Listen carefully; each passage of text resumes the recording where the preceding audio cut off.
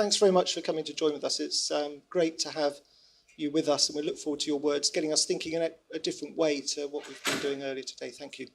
Thank you. Well, hello, everyone. First of all, let me say thank you ever so much for inviting me in today. It's actually quite an honour to be surrounded by so many people that make huge differences to patients' lives every day and every second you go to work. So thank you ever so much for inviting me in. I'd like to start off with a short film, really, that I think summarises what's happened to me and around the Paralympics and things like that over the last 11 years. It should magically happen. As I said, it should magically happen. By now. Let's see if it... Oh.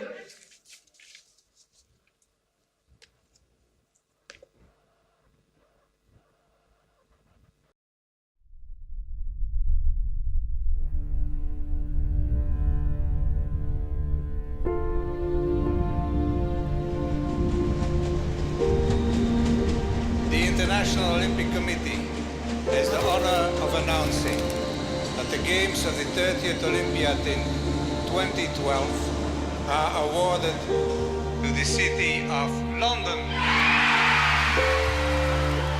We'd all been celebrating in the afternoon that London had won the Olympic bid, and we just thought it was a good excuse to go out and have a few drinks, really, to celebrate.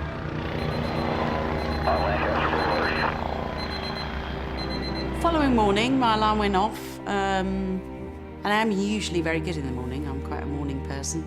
That morning, I decided to have 10 minutes more in bed. Those 10 minutes would come at a price.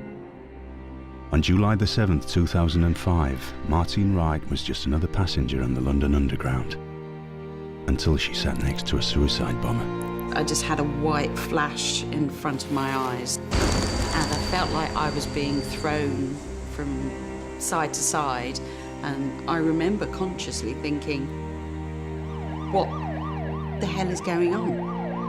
Today, the chilling sound of hundreds of totally innocent vehicles, the bombs knew how to hurt, the name of how devastating carriages, killing and maiming. Suddenly, it was just black devastation, you know, it just blackness.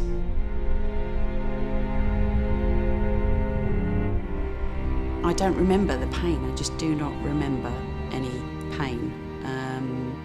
All I could see was sort of metal going down into me. I didn't realise that my legs were caught up in it, and there was just an electrical sort of burning smell, and it was getting a little quieter and quieter as well, and I can only really equate that to in the beginning of people were dying and things.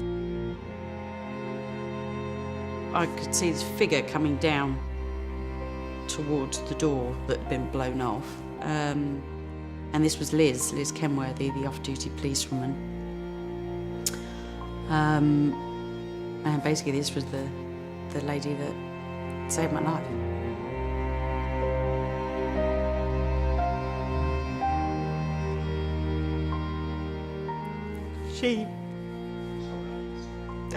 It's all right. I just think I'm so lucky. Just so lucky. But she came through, and I can't imagine again what she was faced with. But because, you know, I was there, and she saw the state of my legs, and I remember seeing her, and I just kept saying to her, "My name's Martine Wright. Please tell my mum and dad I'm okay. My name's Martine Wright." On 7/7/2005, Martine Wright began a quite extraordinary journey. Her very personal story is inseparable from London's public preparations for the Games. By 2007, as London's often embattled organisers were bruised by budget issues and battered by a hostile response to the Games logo, Martine began to reveal her irrepressible spirit, learning to ski and fly. Then in May 2008, as Boris Johnson became Mayor of London, the Beijing Games provided Martine a map for her own journey. I knew that I had to do something as a result of losing my legs that day, otherwise to me it would have been all a complete waste of time. So I was actually looking at the Paralympics in a very new light, in a light of a disabled person, and looking at it and thinking, my God, wouldn't it be amazing to do something like that? So I started playing for a sitting volleyball club. And what I did enjoy about it is that you're not in your chair, you know, you move on the floor. It's a very dynamic game, very fast game. I came into politics. In 2010, Britain elected its youngest Prime Minister in nearly 200 years. With little experience herself, Martine tried out for the first GB sitting volleyball team. She was selected to play in the World Championships. In a chilling coincidence, they travelled to the tournament in the USA on July the 7th. That's when I sort of realised, oh my God, I could be on such a special journey. You know, I could actually end up at the Paralympics. As the mood turned raw during the riots of 2011, it was a tense time for Martine and her teammates, who still had to persuade the British Paralympic Association they were good enough to appear at the Games. The news they dreamed of finally came in March 2012. I just think back and I actually can't believe the journey that has happened and is happening now that I'm on. You know, maybe I was always meant to get up late that morning. Maybe I was always meant to run up the escalator and jump on that carriage that I got on. You know, maybe I was always meant to do this journey. I don't know. I can't answer that. All I can say is that I'm just lucky to be living this dream now.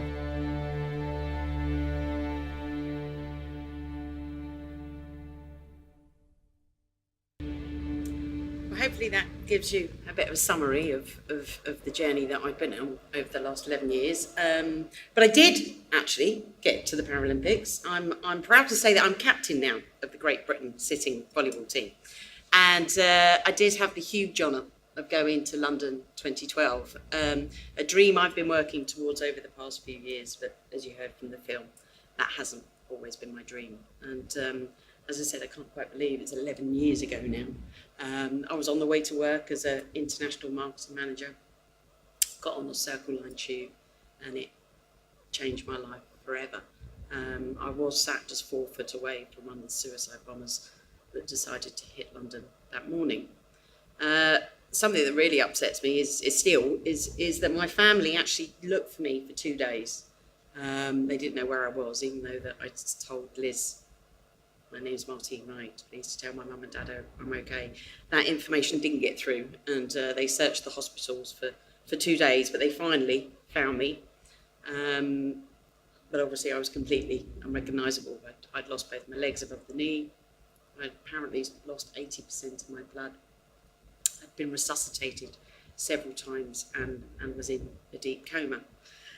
And I remember 10 days after this, I remember coming out of this coma, and I remember the first thing I did was I looked down in my hospital bed and I saw that my legs were gone. I pretty much saw half my body. And I just, you know, at that point, I just wanted to die, really. I just couldn't believe that out of the millions of people that travel on the tube every day, I was the most injured survivor. It seemed so unfair. I often thought back then I'd probably have more chance of winning the lottery than sitting where I was sitting that day. But the medical staff and my family kept reassuring me. But as I said, at that point, all I kept saying was, but I've got no legs. I've got no legs. And I'm sure there's people in the room that have either been through something equally traumatic or even know of people with your work or in your personal life that's been through something like that. And I'm sure that there's one thing that they would tell you, that there was a turning point that they were faced with, or a big turning point. We're faced with lots of different turning points in life, but there is one big turning point. My turning point came on a day, it was probably about 4 weeks after it had all happened. And I was strong enough for the first time to go up to the gym physio at the hospital. And actually, coincidentally, it was on the same day that I was supposed to be chief bridesmaid to my best friend, Alex, but obviously wasn't, and went to the gym physio instead. And I remember going into this room and looking around and seeing all manner of different people. I saw a girl who's one of my very good friends now, Jeanette. She'd lost both her legs, but also both her arms through meningitis. I met other victims of the bombings who might not have been as physically injured as me, but psychologically they were completely traumatised. And this was the day that I found out how many people died that day. 52 people, innocent people on the way to work, had been killed, and I had no idea at all before this day. So this was the day that I believe was my turning point, and this was the day I pretty much said to myself, Martine, pull yourself together. You've got two choices. Either you can sit there and feel sorry for yourself and keep asking that question, why me, and decide never to walk again, or decide that life carries on. And yes, it was an awful thing that happened, worse than anything I could have ever imagined. But there are always people worse off than you. I didn't die that day, and I had a choice. I had a choice to live my life, whatever it may hold. So that's when I decided, right, I'm going to learn to walk again, and went off to the Douglas Barley unit at Queen Mary's Hospital and started my rehabilitation. I learned to walk on these rockers. I think walking was the hardest thing I've ever had to do, but I did persevere, and I finally got my C legs. C stands for computerised, not C as in water. I thought I was going to put them on and, perform miracles, start walking on water. The C stands for computerised. And it was, I spent a year, just under a year in hospital. And I remember the day it was time for me to leave. And I think for me, this was the hardest time out of all of it. Because obviously I'd been in an environment where it's completely normal to have legs and arms missing. And now I was back to normal life, but not normal as I knew it. So not being able to live in my own flat in London, having to move in with my mum, in a house that I couldn't even walk out of. And again, I remember this one day at my mum's house where I just couldn't stop crying. And my older sister came to me and she said, what's wrong, Martine? I said, all I want to do is walk out this house and go home. All I want to do is walk out this house and go home. And I think for me, the hardest thing to deal with was the memories of how I used to do things before. Suddenly you're one person one day, and the next day you're someone else. And I'm sure you come across this with your working lives as well, and the people that you deal with. I think the thing about change is, yes, a lot of the time we can plan for change, but there is some change that you can't plan for. It happens when it happens. It hits us when it hits us. And as a result, it can be really hard to deal with. I truly believe now that 7-7 was not a matter of wrong place and wrong time for me. I believe that it's taken me on a journey that I was always meant to make. It's taken me a while to think that. It doesn't happen overnight, but it's taken me a while to think that. And as a result, over the last few years, or just before I started volleyball, is I decided to take the number 7, as in, I nearly lost my life on 7-7. I decided to take that number, and maybe, just maybe, it would have a positive effect on my life. And I think what's got me through the last 11 years is actually what I call my power of, you can guess what it is, my power of 7. It's all about 7. And it's basically just strategies or life lessons, I suppose, that I have followed. And I believe I would not be sitting here talking to you now if it weren't for those. So the first one of those I've already mentioned, which is choices. We are all faced with choices in life. And I'm not saying they're easy, but whenever anything, any change happens to us, we have a choice to either accept that or not accept it. Move on, become stronger from it. So that's number one. Number two is maximising every opportunity. I suppose in order for me to find the resilience and the strength, I suppose, after what had happened, I knew I had to grab every opportunity I could. And I knew I had to do something as a result of losing my legs. Otherwise, to me, it would all been in vain being involved in that awful atrocity. So the first thing I did, literally about 3 weeks after this, is I turned around to my mum and dad and said, right, I'm off to South Africa to go and learn to fly planes. I got a flying scholarship. You can imagine my mum and dad's like, what? She's been in hospital for a year. Do you mean? My husband was really worried about the prospect of me flying a plane. Got no idea why. Although when I do look at this photo, he might have been right, because I'm sure I'm supposed to be facing forward whilst flying a plane instead of smiling into the camera. But yeah, that was absolutely brilliant. Again, maximising every opportunity. Came back from there, went skiing again, which again was absolutely amazing.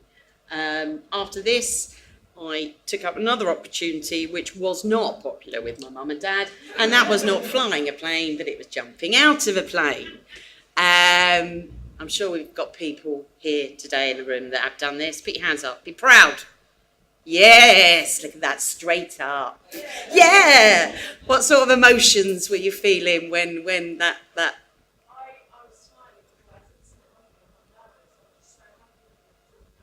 Really? And then what happened when they opened the shutter? Was you still smiling? Wow, that's quite cool.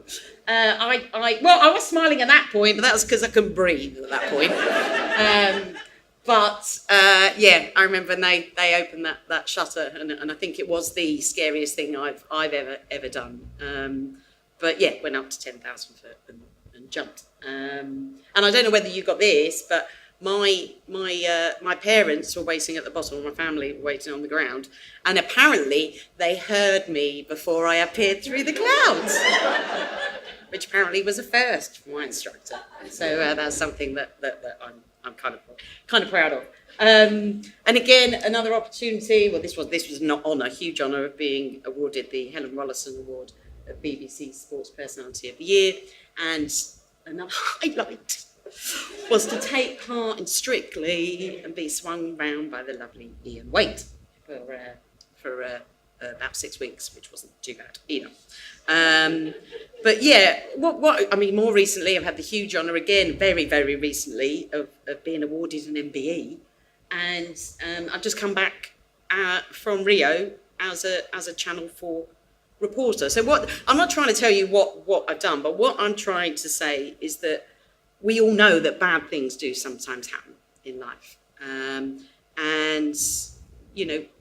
Nothing in life is certain, but what I have realised over the past 11 years is that good can come out of bad. And all these things, all these opportunities that I've taken, I would never have done if it weren't for going through the most traumatic time of my life. And we know sometimes life isn't fair, Again, I don't need to tell you this with the work that you do on a daily basis. But I truly believe that we have two choices, as I said, and we can sit there and we can feel sorry for ourselves, or we can get up and say, no, I'm not standing for this, and be determined to get something positive out of it. I believe anything is possible as long as you believe.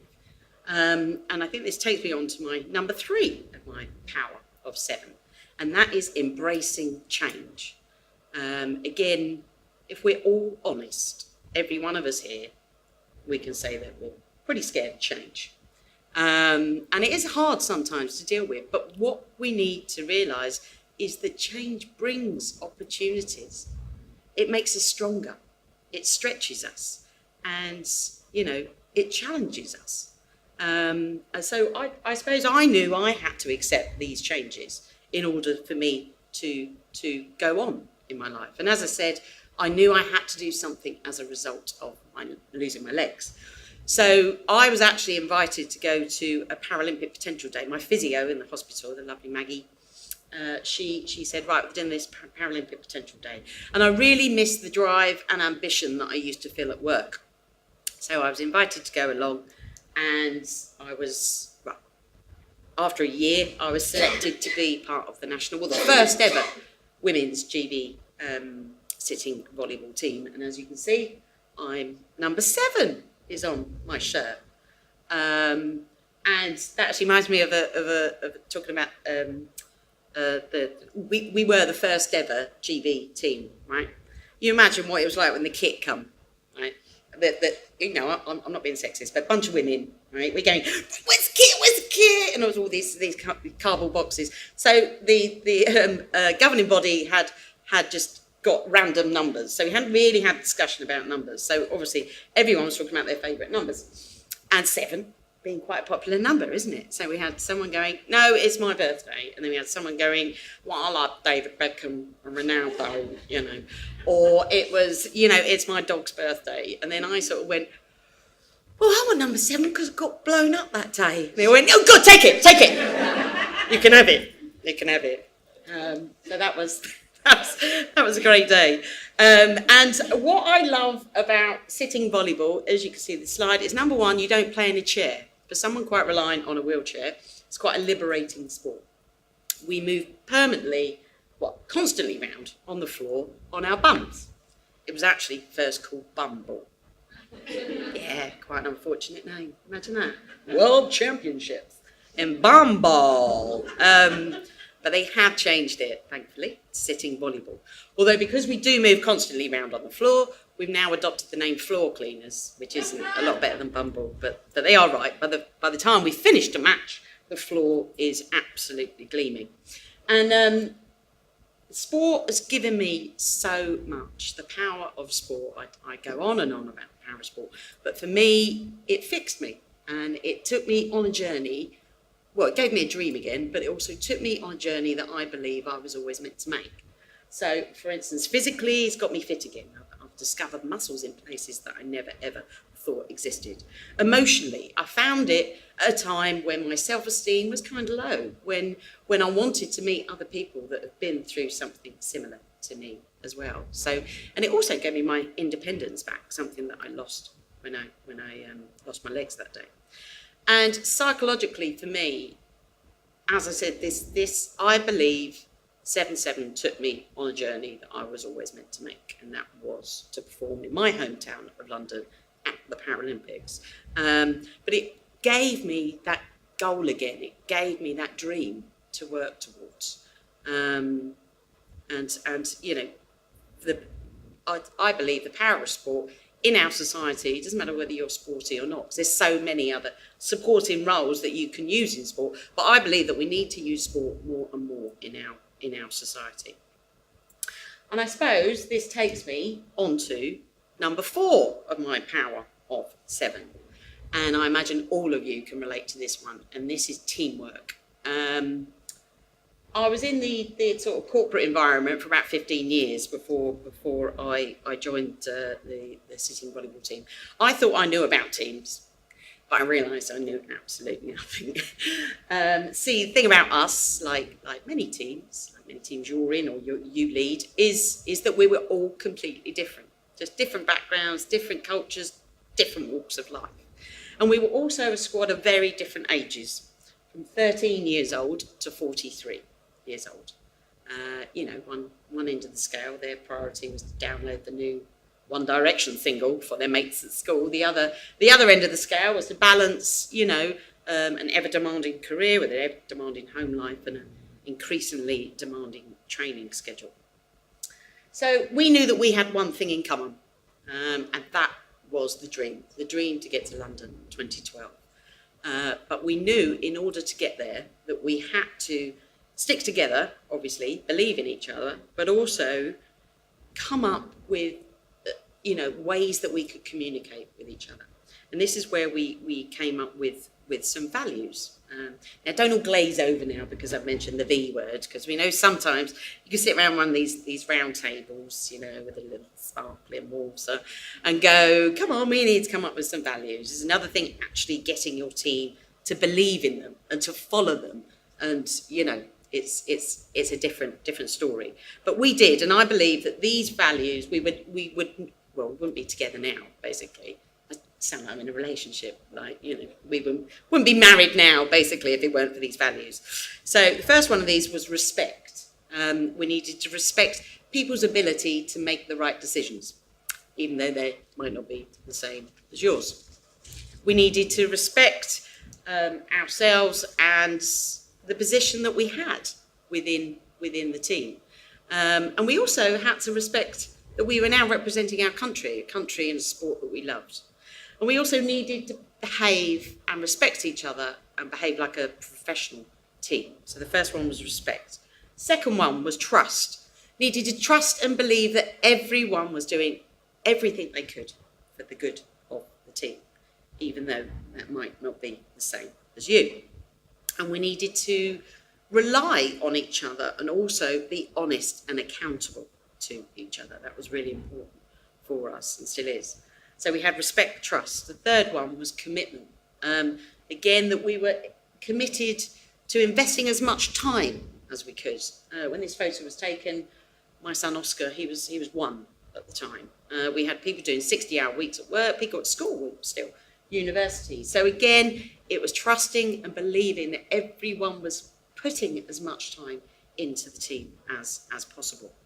And we needed to commit to being one team. We were never, ever going to get to London if we hadn't have stuck together. And we needed to commit to the greater good, really, as well. Obviously, it's important individuals make up a team, but we had to push our individual values and beliefs aside and to believe in the team values. So we had respect, trust, commitment. And the fourth one was huge for us and still is, communication. As I said, it's always, you know, it's quite easy sometimes to come up with some values, but actually getting your team to follow and believe in those values is a different thing. And we also came up with this thing called agreed preferences. And it was identifying who you were talking to and how they wanted to be communicated with. So for instance, you know, I'm on the back line and I serve match point. And say for instance, doesn't usually happen, say for instance, went into the net for the only time ever. And I don't mind one of my teammates saying to me, look, Martine, you're rubbish, you're sacked, get off, you know, using that humour, using that sarcasm. But we had people on the team that didn't want humour, didn't want that sarcasm. They wanted the positive feedback. They wanted straight positive feedback. So these agreed preferences were really identifying who you were talking to and how they wanted to be communicated with. So we have respect, trust, commitment, communication, and obviously running across all of them, I imagine a bit like in your teams, is diversity. As I said, we were all very different. And we all know that it's very rare for a team to have the same sorts of people in them. And actually, it's those teams that tend to fail a lot of the time.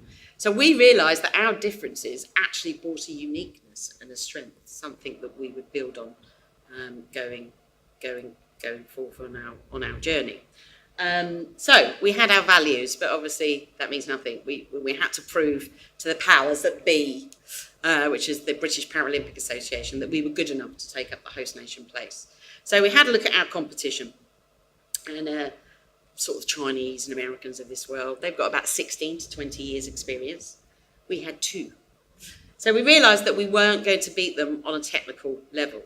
But what we could control, and it's all about controlling the controllables, was our fitness. So we had to make sure that we were fitter, faster and stronger than them. And that way we could stay in the game. I'm not saying it's easy. It wasn't easy, it still isn't easy. You know, before London, we were training 6 days a week, 33 hours a week, not being paid for it, doing it out of love of the sport. And there are choices. People call them sacrifices. I believe the athletes don't make the sacrifices, the families and the friends make the sacrifices in order to support the athlete. But there are choices that needed to be made. And there's a saying within the Olympic and Paralympic world, which is, I've got talent, where's my tracksuit?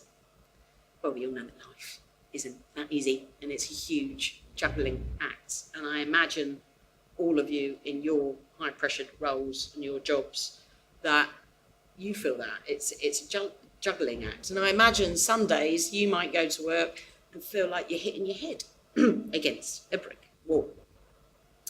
I had those days, I still have those days in training. But before London, I had a coping mechanism for me, and I'm sure there's a long convoluted word for it, but it was a very simple image that I had in my head, and that was of my son. I knew he was going to be 3 at the Paralympics, and I had an image of him in the crowds with a banner. And that image on those days where I felt like I was hitting my head against a brick wall, that really helped me with getting to the next day and not giving it all in. And I suppose this leads me on to my next power of 7, and that is marginal gain. And, you know, basically just realising that small changes can make small gains, but the small gains are as important as the bigger gains. So again, when we all found out, we all of us, half the team was selected to go to London 2012, and we found that out in June. And that was a really tough day for us, because obviously there was half of us that were elated, even relieved, and then half of them that the dream was over for them. But we worked out that we had 3 months left, right, until the Paralympics started in London. So we realised that if we only improved 1% a day, because you've got 90 days, pretty much 3 months, that after 3 months, that would add up to 100%. Now, I know where I'm sitting today, but have we got any finance people in the room? I mean, hopefully not. No. I was at a another client the other day, lots of accountants in front of me, and I sort of went 1% today after 3 months, that adds up to 100%. And then they all went, no, not all of them, but around 4 hands went, no, I don't think it is. And it was like, you get my gist, yeah? So 1% today after 3 months pretty much adds up to 100%. So we weren't talking the big things. For me, it was not necessarily going to the gym more. It was probably getting the rest and recovery that I needed to get it. Or, you know, staying away from a cheeky glass of something down the pub. Or small differences, but consequences hugely high. And these small differences did make a difference, because over those next 3 months we improved, where suddenly, bang, we were in. 28th of August, we were in the Paralympic Village. And obviously at that point the pressures were building, but we just had to keep our values in mind and just keep communicating. And there have been so many memories, so many amazing memories from that time. We've just come back from Rio actually as well, but from London, really special memories, and I'm sure all of you have memories from that time. But there's one night that will always stick out in my head, but my heart really, and this leads me on to my number 6 of my power of 7, and that is Team Me. We all have a Team Me, and we're part of someone else's Team Me. My Team Me is made up of my family and my friends, my teammates, my physios, all those healthcare professionals, Liz, the off-duty policewoman that saved my life, and all the emergency services people, all the people that have supported me over those 7 years and now 11 years to get to London. And yes, one of the best nights of my life was the opening ceremony at the Paralympics, because it reminded me of those people, of my Team Me, and it made me realise that I would never have got there if it weren't for the support and the love I had from people. So when I was walking around in front of 80,000 people waving their flags manically, and I was like this, whoa, this isn't really happening. I was doing it for all those people, but also doing it for anyone really that's been through adversity in their life and got over it. And here's some of my Team Me here.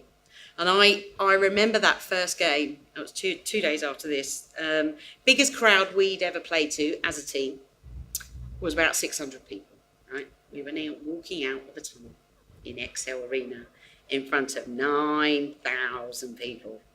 Huge mix of emotions. You know, felt really nervous. I couldn't wait to get on court and represent my country. But I come out, I get goosebumps now thinking about it. I come out of that tunnel and I felt so proud. And I looked round to my left and I saw this lot, my team, me. And that there on the right hand side is my son with that banner saying, "Go, mummy, go." And I knew at that point that all the blood, sweat and tears literally had all been worth it. Interesting, that's my mum, who's absolutely crying with proudness. Top left-hand photo, you can't actually see my dad through the size of his banner. I had friends saying to me after the first game, they came up to me and went, "Oh, Martine, you know, that was brilliant, absolutely brilliant." And I went, "Oh, thanks ever so much, you know." But we made the mistake of sitting behind your family. And I was like, "Oh no, what? You know, what they really loud." It's like, "No, just couldn't see anything through the size of your dad's banner." But yeah, no, that was an absolutely fantastic day. And did we come back from a medal from London? No, we didn't come back with a medal. But I believe as a sport and as individuals, we have achieved so much more. Not a lot of people know this, but we are the first ever team sport in Olympic and Paralympic history that's gone from a programme being set up only 2 years before, then performing at the Paralympics. That might have been done on it. Well, it has been done on an individual level, but not on a team level. So that's something that we're very, very proud of. And we're now looking to build the experience of the team. What happened is after London, after huge change sometimes, you get people staying, people going, and our team now is made up of, well, I would say it's a bigger squad. I don't mean that we're bigger, but as in there's more bodies, more young people. And what we're doing at the moment is we did actually make the decision of not to go to Rio this year because we wanted to take that money and spend that money. We don't get a lot of money as a sport, and we wanted to get the very small amount of money, a bit like the industry you're in as well, and allocate that money to developing the team, to giving them the opportunity to do smaller competitions more frequently. So, you know, we've got Germany this month, Copenhagen next month, Finland the month after. So that's what we're doing. But obviously what we're looking to do is look at Tokyo in 2020. But all these changes that we have faced as a team and as individuals, no doubt in my mind that it's made us stronger and more resilient. And I suppose this takes me on to my last, and that's my 7th of my power of 7, and that is belief. I'm not saying that the last 11 years has been easy. It has been a roller coaster of a ride, but it's made me who I am today, and actually it's made my team more, stronger, more resilient. And we have overcome huge challenges from the days when I first lost my legs to now when we carry on. This is all normal, absolutely normal. As I said, we've become stronger from it, and I believe that. Well, I know that all of us have made decisions in our life that have had a positive impact on our life. So, for instance, my husband, he left his work. He pursued his dream of running his own photography business because he realised that life was too short. My family discovered a strength, a deep understanding that we would never have found if it weren't for going through that awful time. And my nephew, and now my son, because he's 7, they can't believe their luck. And I take them to Alton Towers and Windsor, Legoland, because they realise they don't have to queue up at any of the rides because I'm in a wheelchair. That one's favourite. That one's favourite auntie material. But as I said, there are always positives. Absolutely, always positives. And I look at this picture, and as I said, I believe that I was always meant to make this journey, and you know, the 7th of July and the Olympics and Paralympics always seem to be connected. You know, it was the day before the 6th of July that all of us found out that London had won the Paralympic and Olympic bid. And that was the whole reason why I was late that morning, you know, because I'd been out celebrating the night before with work colleagues. I remember, you know, getting on that tube before the explosion happened and picking up my paper and flicking through this paper. And obviously every single inch of the paper was covered in the Olympic and Paralympic bid. And I remember reading it thinking, I've got to get tickets to this. I'm a Londoner. I've got to get tickets to this. And then what could be seen as a weird twist of fate. 7 years later, another 7 years later, I was walking around and performing at Paralympics. Some people say things happen for a reason, and I can only believe that that is true. People say to me, aren't you, are you angry? Are you know, do you still get eaten up inside by the anger? And I can say no, because I'm doing things now that I never, ever thought possible. But I'm only doing things now that I never, ever thought possible because of just like people like you and what you do. I know that, you know, you obviously work with the frail and the old, but what I'm saying is that the care and the support that you give your patients make huge amounts of differences. And I know that you've probably been told this before, but I believe that you're not told enough. That, you know, I know that sometimes we turn on the TV and it's all about failing targets and money this and money that. And I know that we work in a world where money makes the world go round. It's not all about that. It's about the relationships that each and every one of you has with your patients and the support that you give them, you know, in a really difficult time of their life. And again, the I word, the inspiration word, I feel like sometimes that's bandied around. I mean, I've just come back from Rio. It's like inspiration this and inspiration that. You know, I don't believe the athletes are the inspirations. I believe it's people like you that are the inspirations. So I want you to look around the room, look at the person next to you and realise that you are the inspirations. As I said, you are the strength. You are the support for all those people that find themselves in a very difficult and very emotional situation.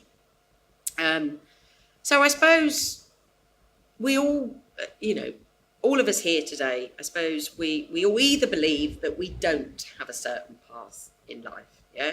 That we, you know, or that we do have a certain path in life, a fate that we can never change.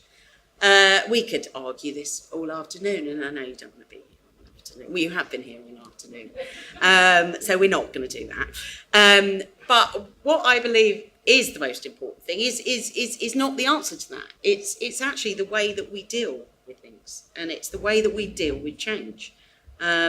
It's, you know, someone once said, it's not what happens to us that makes the difference. It's what you do with what happens to you, basically. Life changes, doesn't it? Things happen in our lives, good and bad, and we need to adapt through change and become stronger from it. So I suppose my question is to you is do you have a power of 7? Where and when does your own journey start? And what differences can you make? Although I believe that you make huge differences already, as I said. But I suppose take this opportunity and make today the day you can be the best you can. Make today the day, and I'm sure you've done this today, where you can, you know, look at things differently, share knowledge with each other in order to deliver improved care, I suppose. And please, if there's one thing from this presentation, believe that anything, absolutely anything, is possible as long as you believe. And I'm just, that might not be regarding IT though, because I'm going to finish with a short. There are some things you can't cover up with lipstick and powder. But I heard you mention my name, can't you talk any louder? Don't come